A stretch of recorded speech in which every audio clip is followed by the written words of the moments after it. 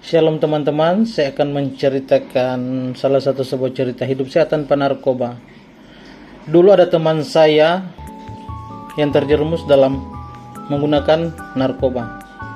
Narkoba tentu sudah tidak lazim lagi dalam telinga kita, tidak asing lagi, tetapi tahukah kalian apa saja dampak buruknya narkoba? Bukan hanya merusak tubuh kita secara fisik, tetapi juga menghancurkan mental masa depan kita. Narkoba bisa membuat kita sakit, kehilangan akal sehat, dijauhi teman-teman, keluarga, sampai berurusan dengan hukum. Saya punya seorang teman namanya FK. Dulu dia adalah anak yang cerdas dan berprestasi. Tapi karena salah pergaulan dia terjerumus ke dalam narkoba. Awalnya hanya mencoba-coba, tetapi lama-kelamaan dia menjadi ketergantungan. Hidupnya berubah drastis, dia sering sakit dan tidak fokus belajar. Dan akhirnya dikeluarkan di sekolah. Keluarganya sangat sedih dan berusaha membantunya. Akhirnya menjalani rehabilitas, proses sangat berat. Tetapi dia tidak menyerah.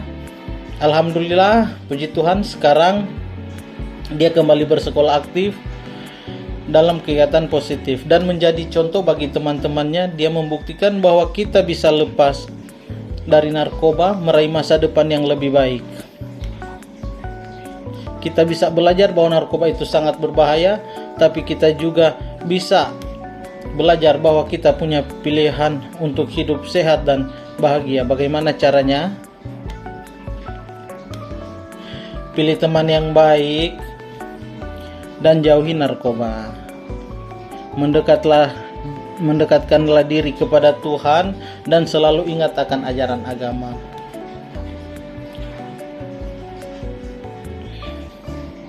Oke teman-teman, itulah cerita yang saya bagikan. Terima kasih. Shalom. Sahabat, apakah kamu tahu bahwa tubuh kita adalah tempat tinggal terkudus anugerah dari Tuhan?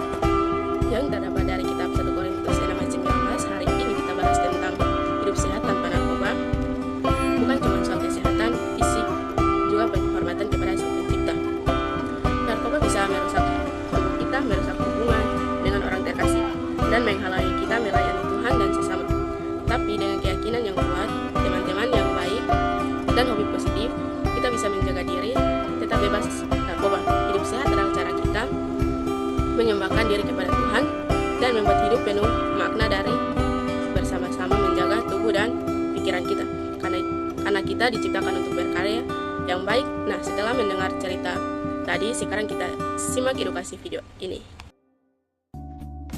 Nah, kita mulai dari pandangan ajaran Kristen kepada narkoba, di mana agama Kristen ini tentang penggunaan narkoba. Di dalam Alkitab dijelaskan bahwa narkoba atau obat-obatan terlarang itu bisa disamakan dengan kemabukan, di mana kedua hal ini dilarang oleh Tuhan karena melanggar perintahnya, dan hal tersebut adalah dosa. Bisa dilihat pada Galatia 5 ayat 19. Akan saya bacakan. Perbuatan daging telah nyata, yaitu percabulan, kecemaran, hawa nafsu, penyembahan berhala, sihir, perseteruan, perselisihan, iri hati, amarah, kepentingan diri sendiri, percideraan, roh pemecah, kedengkian, pemabukan, pesta pora, dan sebagainya. Terhadap semua itu, kuperingatkan kamu, seperti yang telah kubuat dahulu, bahwa barang siapa melakukan hal-hal yang demikian, ia tidak akan mendapatkan bagian dalam kerajaan Allah. Nah, demikianlah itu pandangan Kristen terhadap narkoba. Narkoba atau nafza, psikotropika, dan bahan adiktif lainnya adalah sebuah zat atau obat-obatan terlarang yang jika digunakan dalam jumlah yang berlebihan dapat menimbulkan dampak yang negatif bagi tubuh dan perilaku manusia.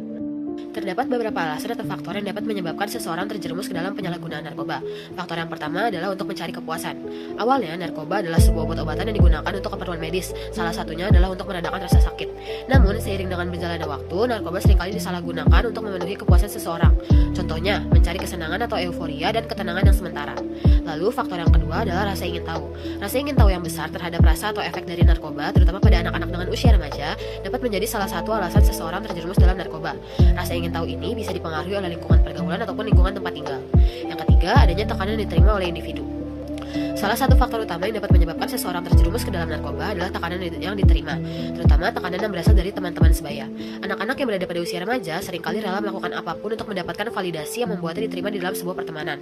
Faktor yang keempat adalah ketidakmampuan dalam mengatasi masalah. Artinya, narkoba seringkali dijadikan sebagai coping mechanism dalam mengatasi suatu permasalahan.